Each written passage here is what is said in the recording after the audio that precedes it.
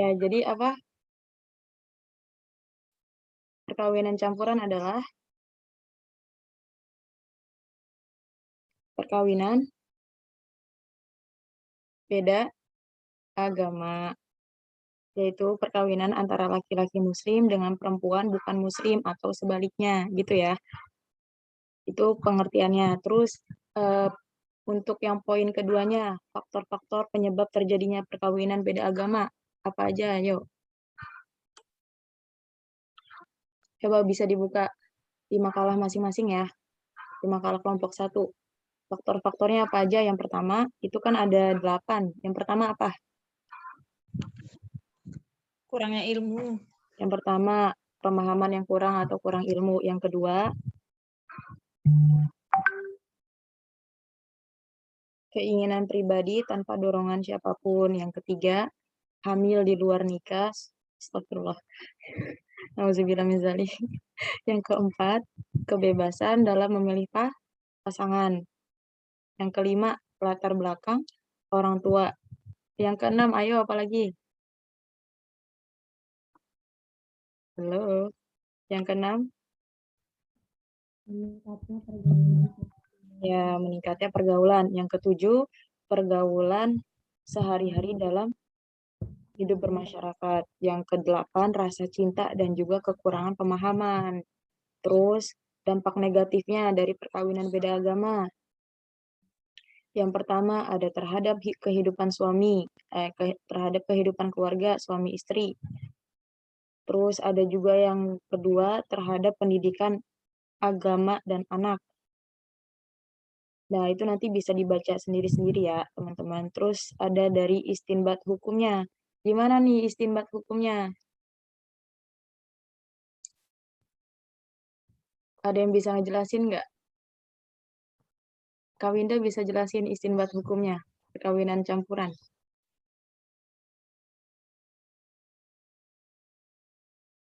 Ada 3. Atau dibuka mic-nya. Intinya itu surat keempat apa sih? Al-Fatihah, Al-Baqarah, Ali Imran, An-Nisa. Ada di An-Nisa 141. Itu intinya nggak boleh nyatu tuh Islam sama non-Islam. Terus juga di An-Nisa ayat 34. Beda agama itu ya nanti beda pemahaman. Terus habis itu yang di Al-Baqarah ayat 221 haram. Dah, gitu. Berarti yang ketiga haram. Oke, siap. Dari teman-teman lain ada rangkuman juga nggak tentang istinbatnya? Tadi Winda sebutin boleh diulang lagi nggak? Jangan nyebut-nyebut. Oh, Kawinda, boleh diulang lagi Kawinda. Tadi ada 3. Yang pertama di surat Al-Baqarah.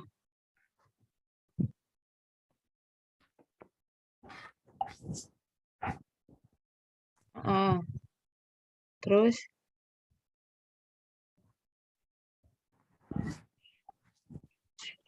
Anissa ya? ya, terus yang ketiga Anissa juga. Anissa juga. Ayatnya deh. Si Winda mic-nya. Iya, gimana ayatnya? Coba gantian Kak Salsa. Apa yang pertama? Aku salah. Tadi dengarnya ayat 441. Ayat berapa Kak Winda? 144 Kak. Ya, 144. Boleh dibaca Kak. Kak Salsa apa Kak siapa nih? Yuk. Biar familiar gitu ya ayatnya. Dibacain.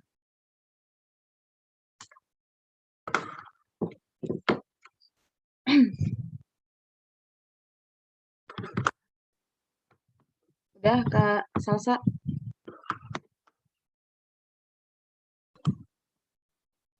Bismillahirrahmanirrahim.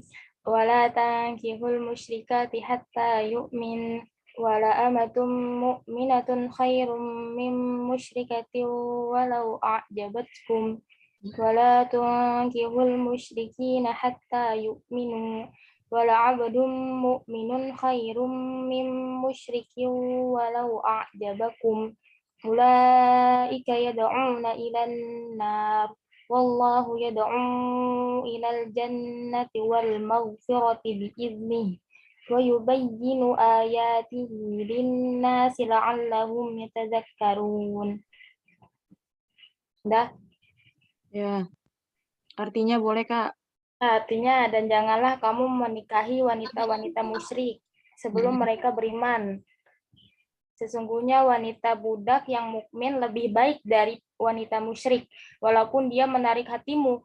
Dan janganlah kamu menikahkan orang-orang musyrik dengan wanita-wanita mukmin sebelum mereka beriman. Sesungguhnya budak yang mukmin lebih baik dari orang musyrik, walaupun dia menarik hatimu. Mereka mengajak ke neraka, sedang Allah mengajak ke surga dan ampunan dengan izinnya. Dan Allah menerangkan ayat-ayatnya, perintah-perintahnya kepada manusia supaya mereka mengambil pelajaran. Berarti kata Kak Winda nih, berarti hukumnya dalam Al-Baqarah ini haram ya? Al-Baqarah. Udah.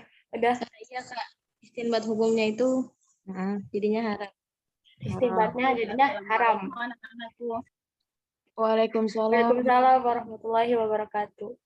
Senangnya saya kalian lagi itu review ya. Iya, Bu. Sambilan, Ibu. Oke. Alhamdulillah. Oke. Sebelum kita mulai UTS, ditanya dulu ada nggak yang belum dipahami dari kemarin-kemarin. Gitu. Kalau ada pertanyaan, silakan.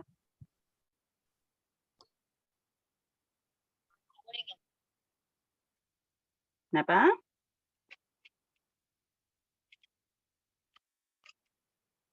Nggak ada yang mau bertanya ya? Semua paham? Oke. Ibu Winda izin bertanya. Ya, tanya Win. Kenapa Iya, sayang? Ibu.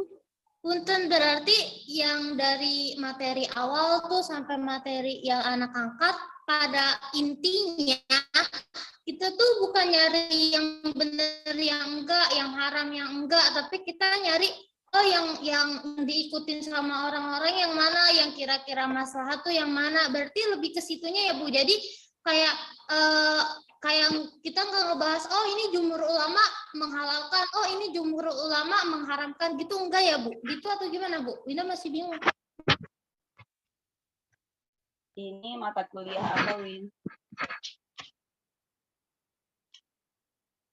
Masail fikih ya Ibu.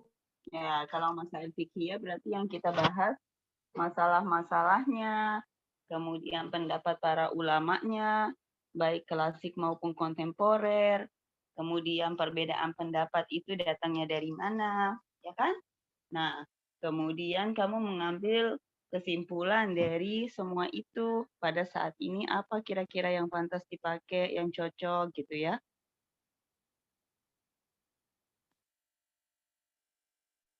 Jadi kalau masail kan bukan muqaranah. Jadi yang kamu ambil itu keseluruhan dari halal haramnya, boleh enggaknya. Termasuk pendapatmu di situ kan pasti akan ada sesuai dengan pemikiranmu, kemudian sesuai dengan apa namanya itu lingkungan di mana kamu hidup, sesuai dengan era sekarang bagaimana.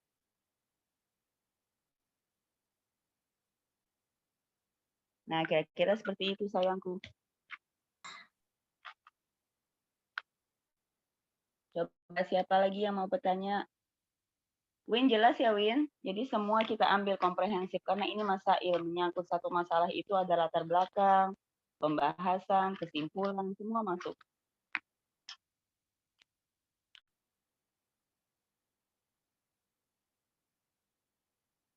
Ada lagi yang mau tanya sayangku? Ayo. Ibu tapi punten, yang ikhtilaf itu berarti cuma di poligami aja kan ya Bu?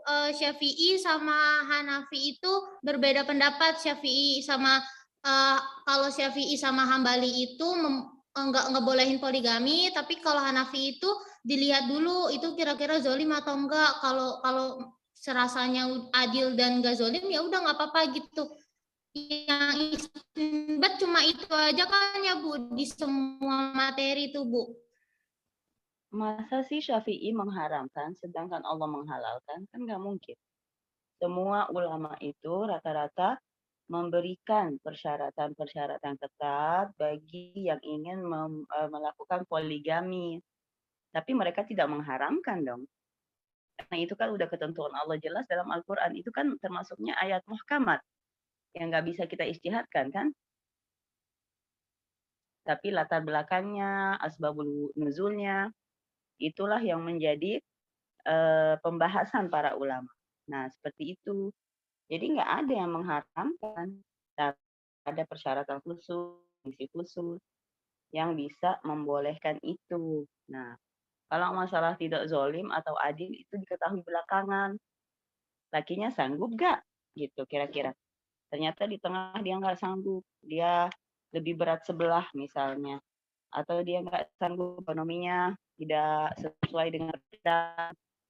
Nah, berarti kezoliman pasti datang belakang. Karena mungkin tahu saya akan zolim terus melakukan. Jadi itu pasti datangnya belakangan. Yang dinilai itu kesanggupan di awal. Sanggup tidak. Nah, sanggup itu kan bukan saja secara materi. Tadi secara jasmani juga. Sanggup tidak badannya untuk melayani 2 istri. Nah, seperti itu. Sanggup tidak untuk mendengarkan ocehan 2 istri.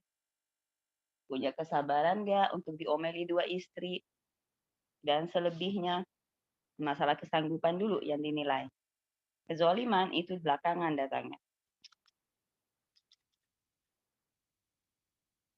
Oke, Cinta? Jadi semua itu tidak ada yang mengharamkan. Karena udah jelas ayatnya. Hanya memberikan persyaratan-persyaratan khusus di mana koridor seorang yang ingin berpoligami itu tetap tertata rapi, tidak melakukan semena-mena karena dia pengen atau syahwatnya saja yang mengelabuinya dan sebagainya.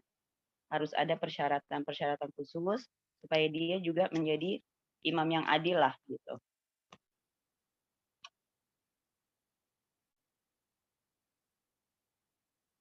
Ayo, siapa lagi?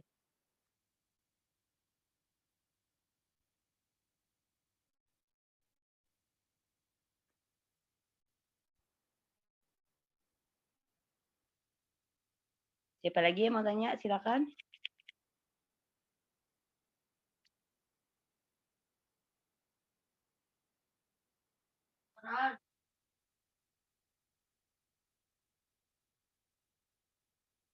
Nggak ada. Jadi udah paham semua ya?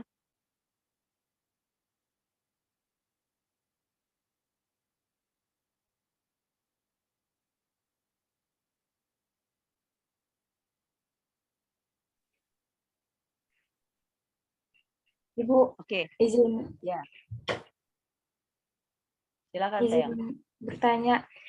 Nah, Yang kalau azal sama azal sama itu kan mengeluarkan air mani di luar rahim. Nah, itu para ulama itu menghukum itu makruh gitu ya, Ibu?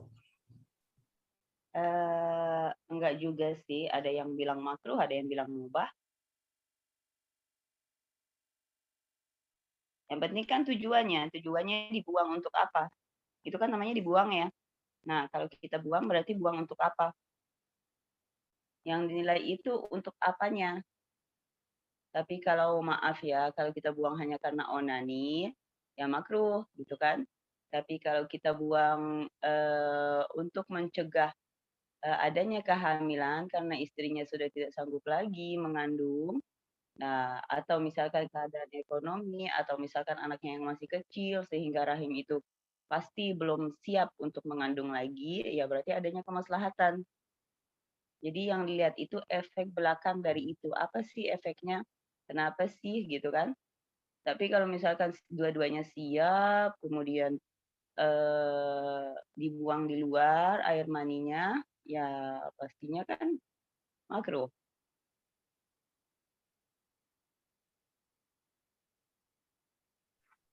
Jadi sesuai dengan tujuannya itu ya, Bu? Bisa Iya, dihukum makruh tujuannya dan apa? mubah gitu. Betul.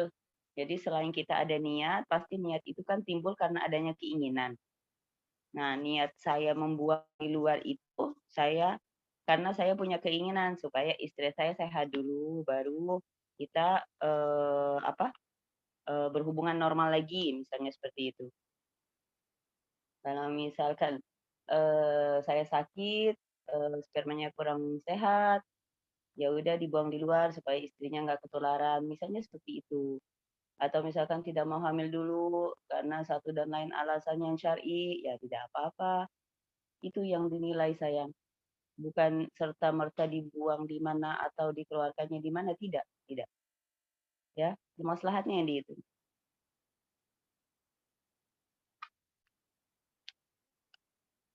Oke, siapa lagi anak-anakku? Silakan. Ibu, saya izin bertanya. Mm-mm. Kalau kuret itu termasuknya ke mana, Bu? Terus dia boleh gak sih masuknya yang haram itu? Haram. Kalau kuret itu masuknya ke sentralisasi atau bukan? Kalau netralisasi itu kan kita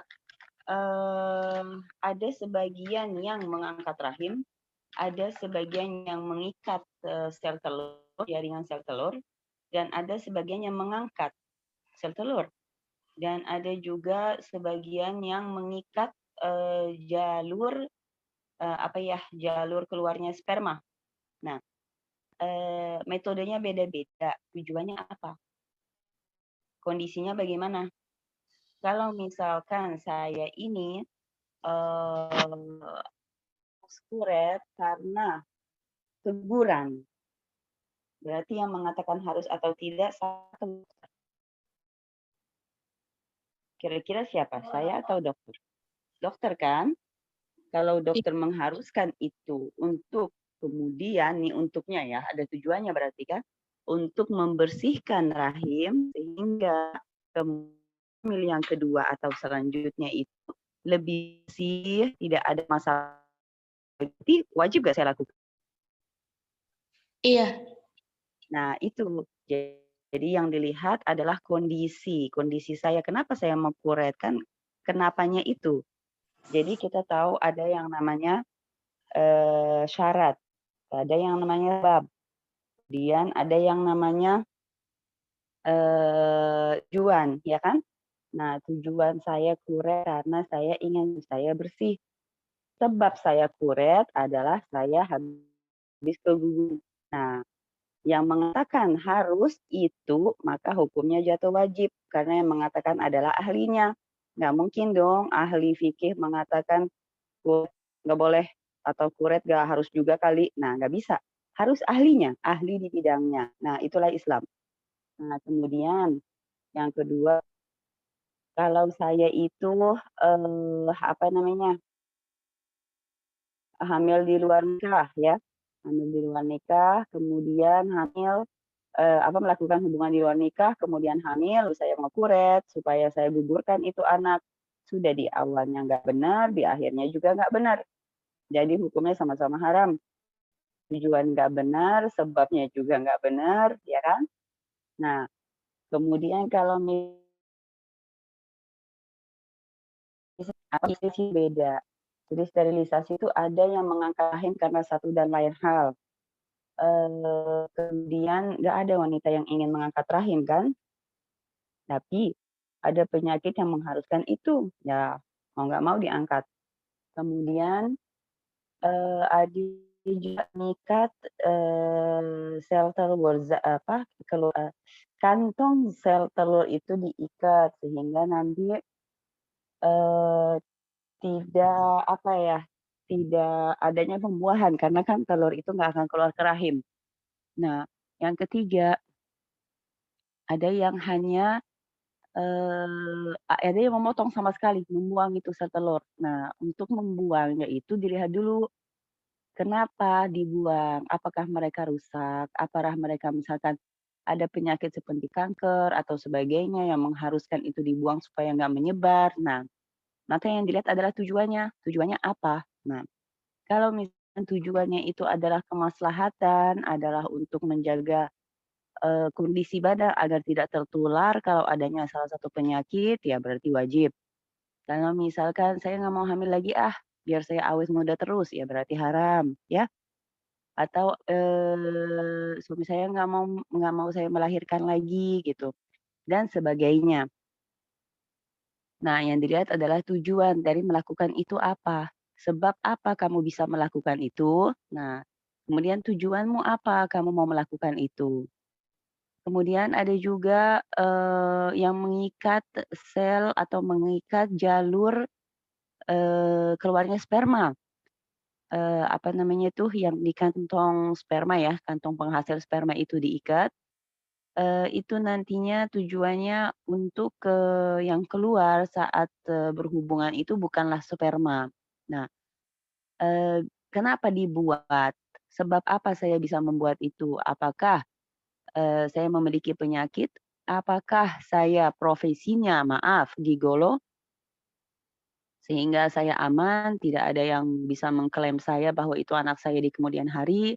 Nah, apakah saya ini, hanya melakukan perencanaan keluarga daripada istri saya yang tidak cocok dengan berbagai macam KB, maka saya aja nggak apa-apa dulu.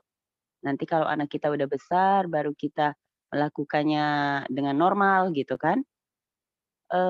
Itu bermacam-macam hukum yang bisa diakibatkan oleh adanya sebab dan akibat. Jadi sebab apa? Tujuan saya ya apa, saya melakukan itu, kemudian tujuan maslahat. Maslahat di belakang itu ada nggak?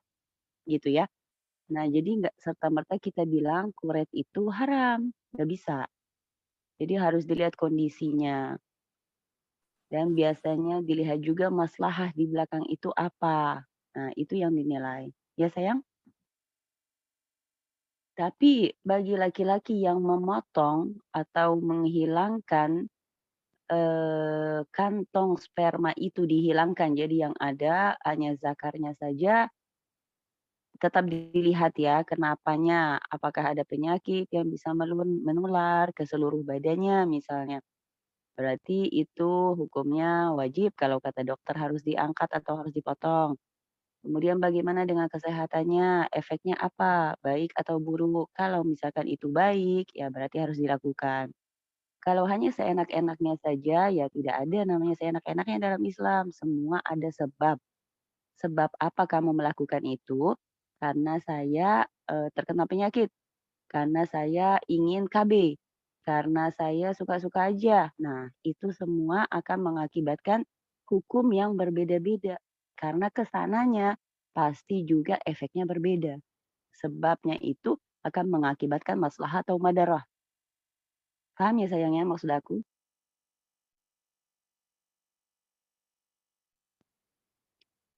Jelas nggak kira-kira? Iya Ibu, baik. Terima kasih, jelas. Oke, ada lagi yang mau tanya? Ibu, Mhm. tapi kalau yang masang implan itu kayak sesuatu gitu di badan, biar nggak punya anak itu gimana? Masang implan itu seperti apa ya? Spiral gitu?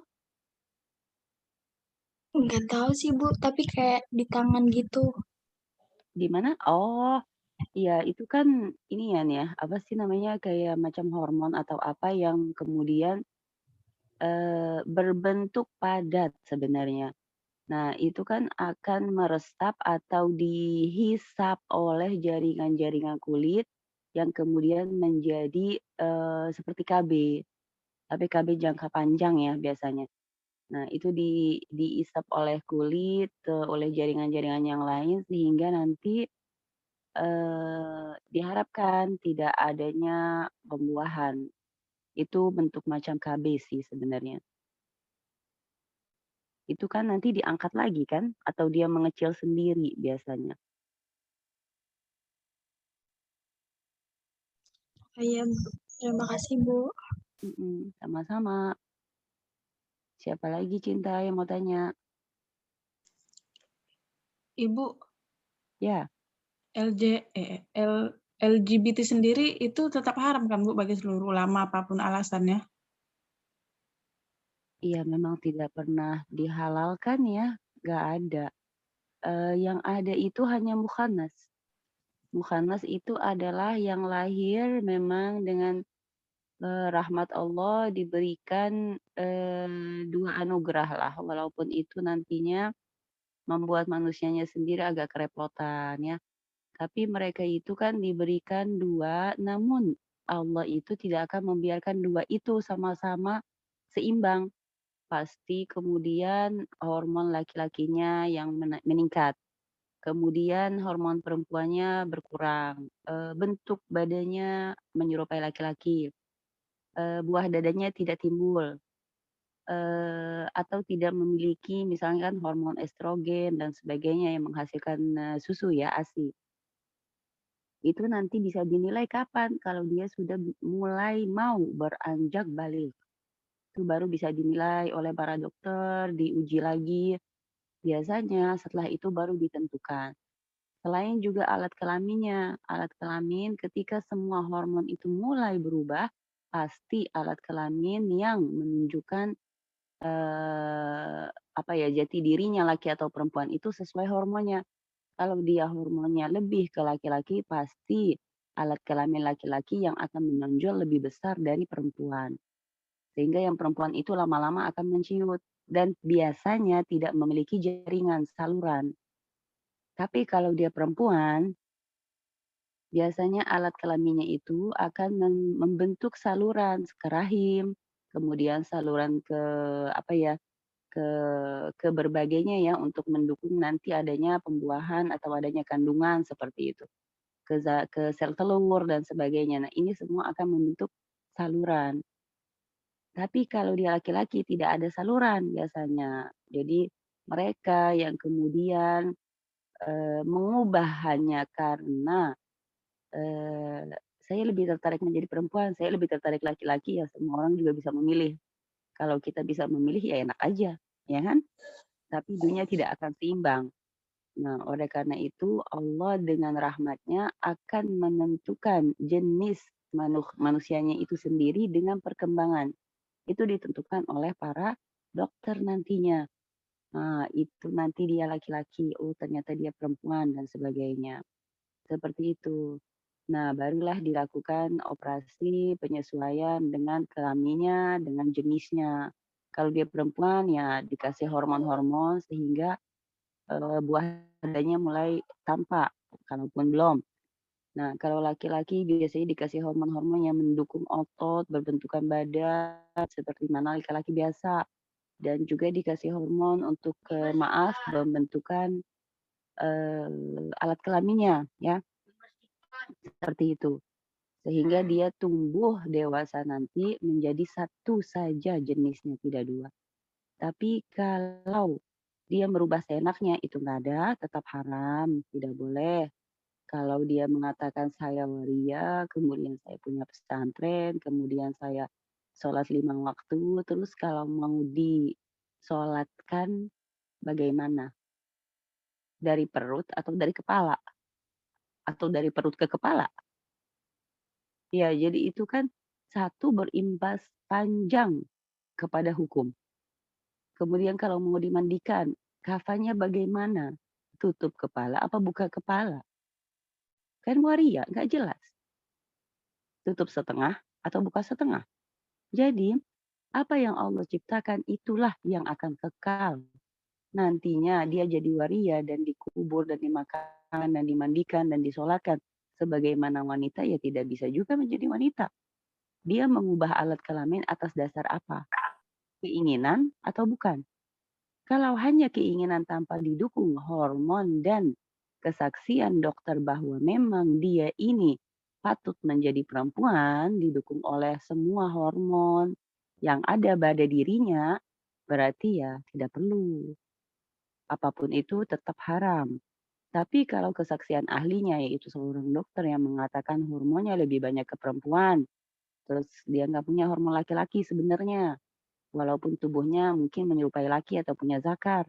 Namun, kita nggak bisa serta-merta mengambil kesimpulan kecuali ada kesaksian dokter, ada report dari dokter mengatakan dia laki atau perempuan. Itu dinilai dari hormon. Hormonmu apa yang lebih banyak? Bukan sifatmu, bukan. Kalau sifatmu itu datangnya belakangan. Pertama dari DNA keturunan, kemudian dari perkembangan dan pergaulan. Itu sifat. Jadi kalau bilang sifat saya lebih ke perempuan, sifat saya ke laki-laki, itu sifat. Sifat bisa berubah, bisa bertambah buruk, bisa bertambah baik, atau bisa berubah dari yang buruk jadi baik, atau baik jadi buruk. Tapi yang menentukan real jenisnya dia apa, ya seorang dokter. Dan saya rasa nggak ada seorang dokter yang bisa menentukan dan mengatakan dengan bohong gitu, dia ini full laki-laki dan mengatakan dia perempuan, nggak mungkin, nggak ada. Seperti itu sayang, ya.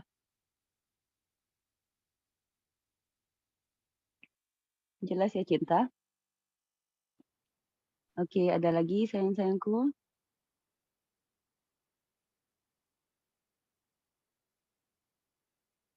Nah, jadi nanti UTS kita insya Allah saya kirimkan ke Salsabila ya.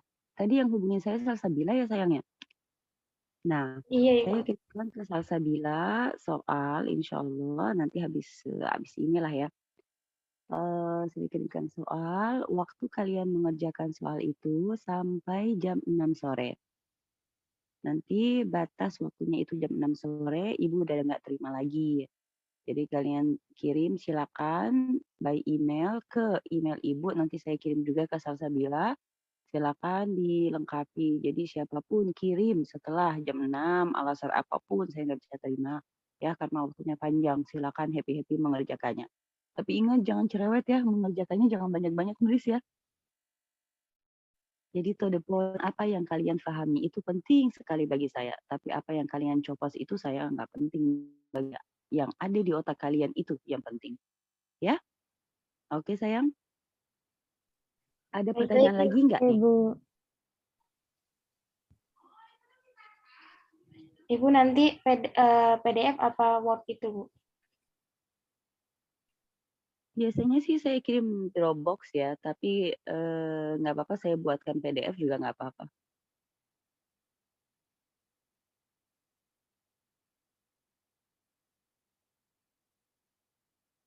Oke, apalagi sayang?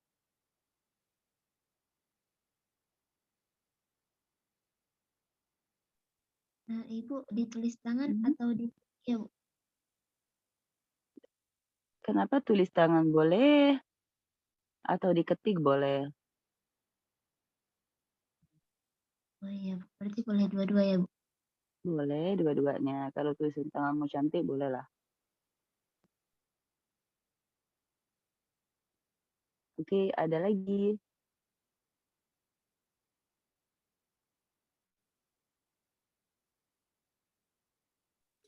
Nggak ada ya? Maaf Udah Ibu, ya? Rafia izin bertanya.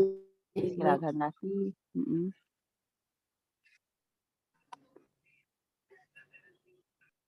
Gimana sayang?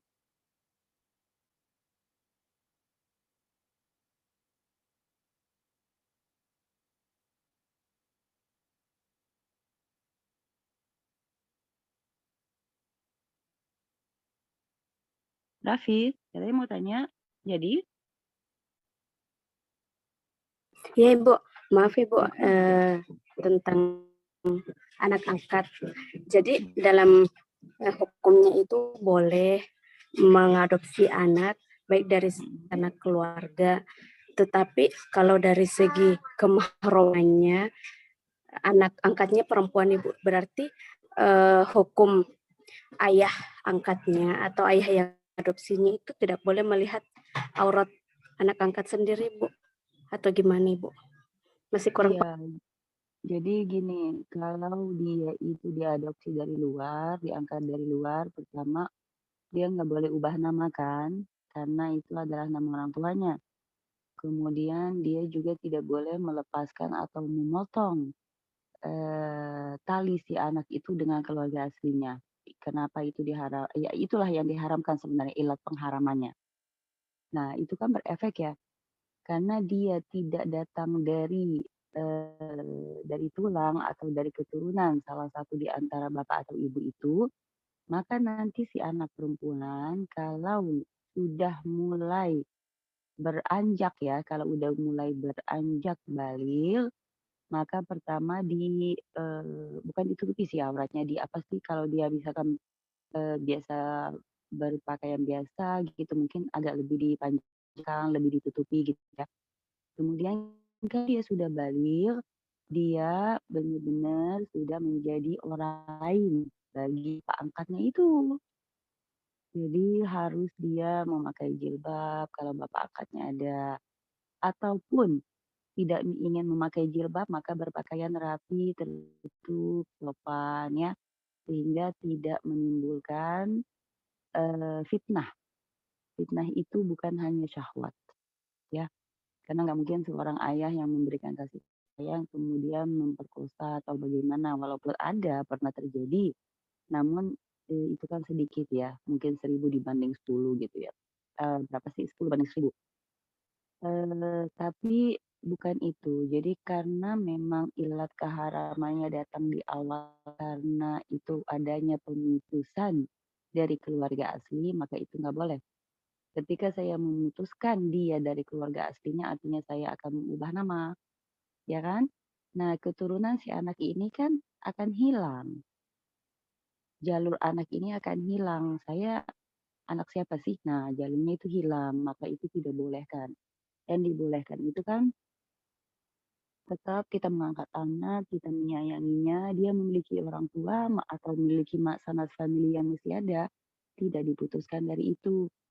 Kalau dia datang dari panti asuhan yang tidak memiliki nama dan sebagainya, yang dimana saya harus sekarang ya, dimana saya harus memakai nama saya sebagai orang tuanya sehingga dia bisa sekolah, bisa A, B, C, D dan sebagainya menjalani dunianya ya, sekolah, kuliah dan sebagainya. Kalau dia nggak punya nama orang tua, bagaimana gitu. Nah, itu kan maslahah yang beda ya. Jadi ketika itu boleh nggak? Ya boleh.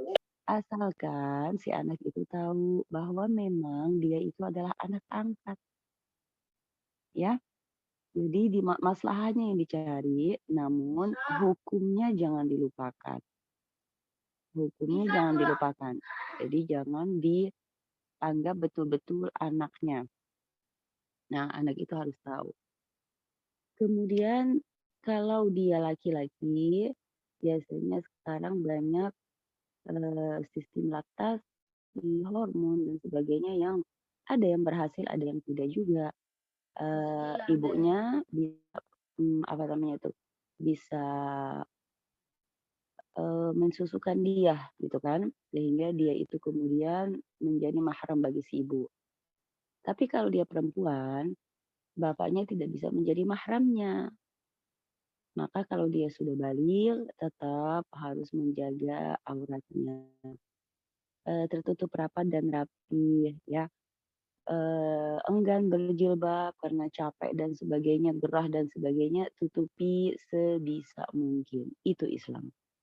Jadi tidak memberatkan, kita harus benar-benar tertutup, benar-benar tidak ada sejengkal yang terlihat kita seakan-akan bapak yang menyayangi kita itu udah tiba-tiba jadi orang asing, itu tidak. Tapi bagaimana caranya saya tetap menjaga supaya tidak ada fitnah. Fitnah itu datang dari berbagai macam, bukan saja syahwat, ya. Jadi itu sih sayang. Hukumnya tidak bisa bapak angkat menjadi mahram bagi si perempuan angkatnya itu. Tetap tidak bisa, mereka tidak sadar. Ya sayang? Ibu Iya, tadi, maaf Mm-mm. Ibu, yang tadi kan kalau laki-laki itu biar dia jadi mahramnya itu dengan cara apa Bu? Biar bisa jadi mahram dengan ibunya? Oh, itu kalau biasanya kan mereka suka susuin ya, si ibu-ibu ini. Kalau yang Oh, diangkat adalah bayi, mereka menyusukan dengan cara suntik hormon, kemudian laktasi, kemudian apa dan sebagainya, sehingga perempuan itu walaupun tidak habis melahirkan atau tidak menyusui pada hakikatnya, namun keluar susu kan. Nah, susu itu yang kemudian dipakai untuk menghalalkan si laki-laki ini. Nah, menghalalkan si laki-laki ini untuk melihat aurat ibunya. Itu, maka dia menjadi mahram. Itu banyak sekali sekarang perempuan-perempuan yang seperti itu. Dia mengadopsi laki-laki, tapi sebelumnya dia terapi laktasi gitu, sehingga dia bisa menyusuinya. Terus gimana kalau si laki-laki itu yang tiba-tiba diadopsi itu sudah besar, SD gitu ya, udah umur besar. Tentunya kan sudah tidak lagi menyusui. Nah, dalam hal ini tidak lagi menyusui, maka tetap hukumnya sama. Ketika si laki-laki itu sudah mulai baligh, nah sudah mulai baligh, maka si ibu ini juga harus sedikit menutup diri. Yang tadinya pakai apa namanya daster pendek bisa pakai daster panjang ya dan sebagainya karena tetap tidak ada hubungan darah yang bisa membuat mereka satu mahram. Oke.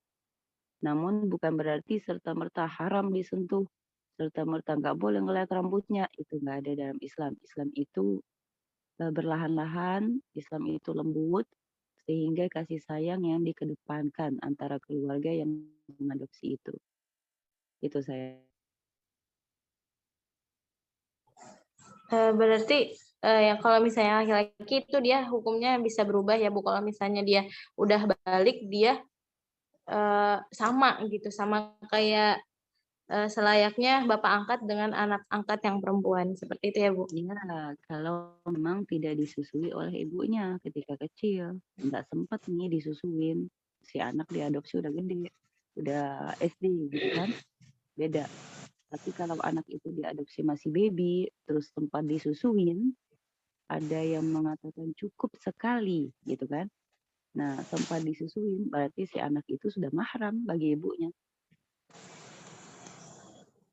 Sampai besar juga Bu gitu. Iya, tetap kan susunya nggak hilang.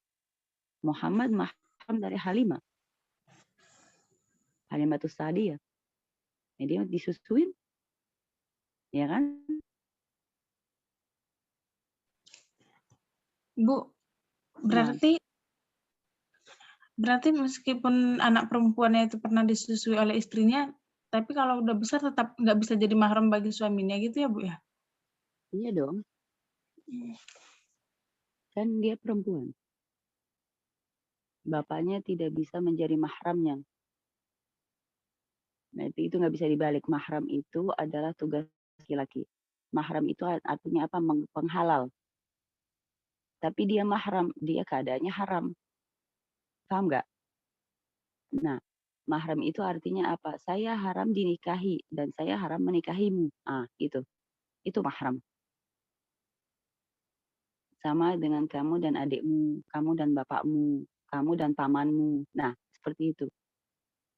Jadi hukumnya seperti itu. Hubungan darah yang melarang adanya perkawinan. Itu mahram. Maka ketika mahram itu berkumpul dengan wanita lain, ya, maka itu menjadi apa? Dia tugasnya adalah menghalalkan. Maka wanita kalau pergi kemana-mana bawa mahram dong. Kenapa harus bawa mahram? Emang wanita nggak bisa pergi sendiri? Nggak tahu jalan? Tahu. Bisa jadi wanitanya lebih pintar di jalan daripada si laki. Iya. Namun di situ ilatnya bukan tahu atau nggak tahu, bodoh atau pintarnya si perempuan. Tapi untuk menutup pintu fitnah, itu aja. Si perempuan punya kawan laki-laki datang ke rumahnya, minta PR, mainlah. Tapi datang tidak beramai-ramai, datang sendiri. Nah, niatnya baik, niatnya belajar, tapi datang sendiri, diterima ahlan wa sahlan. Siapa yang menemani? Bisa satu orang perempuan, sehingga ditutup pintu adanya fitnah. Entah mamamu, entah adik perempuanmu, entah ponakan-ponakanmu yang sedang lari sana lari sini. Nah, pintu fitnah sudah tertutup.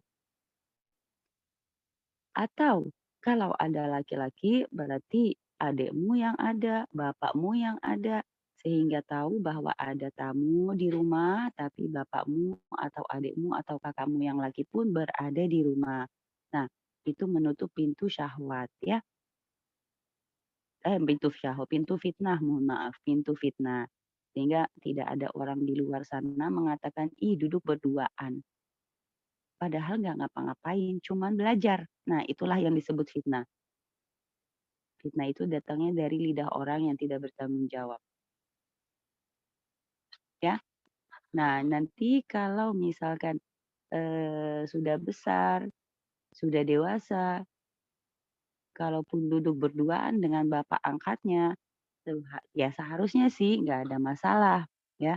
Jadi tidak serta-merta ditutup semua pintu yang biasanya dilakukan sebagai bentuk kasih yang dalam keluarga. Seperti nonton TV bareng, ya kan? Makan bareng, mamanya belum pulang, bapaknya yang suapi. Tiba-tiba ketika si perempuan sudah balik, semua itu hilang. Nggak boleh, nggak boleh, nggak boleh, haram, haram, haram. Itu bukan Islam. Islam itu lembut, datangnya tidak seperti itu. Jadi tetap ada kasih sayang, tapi hanya saja sedikit perubahan yang dilakukan sehingga tidak menyakiti salah satu baik itu orang tuanya atau anaknya gitu. Boleh makan bareng ya makan bareng silakan. Boleh nonton bareng ya boleh nonton bareng silakan. Apa yang pernah dilakukan dan diajarkan dalam rumah tangga tetap berlaku, tetap penuh dengan kasih sayang, tidak ada yang disakiti gitu. Oke sayang? Oke. Ada pertanyaan lagi? Silakan.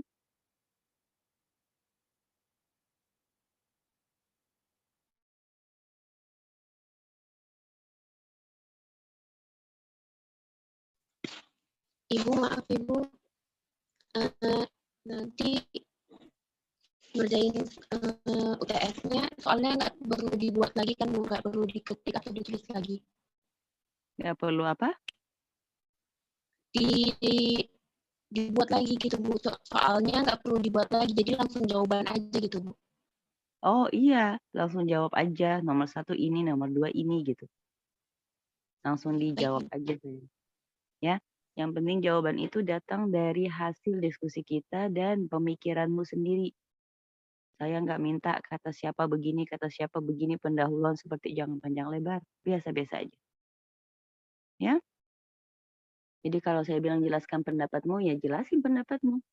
Menurut saya begini, begini, begini, gitu. Oke? Baik, Itu yang saya butuh. Oke, siapa lagi sayangku mau tanya silakan.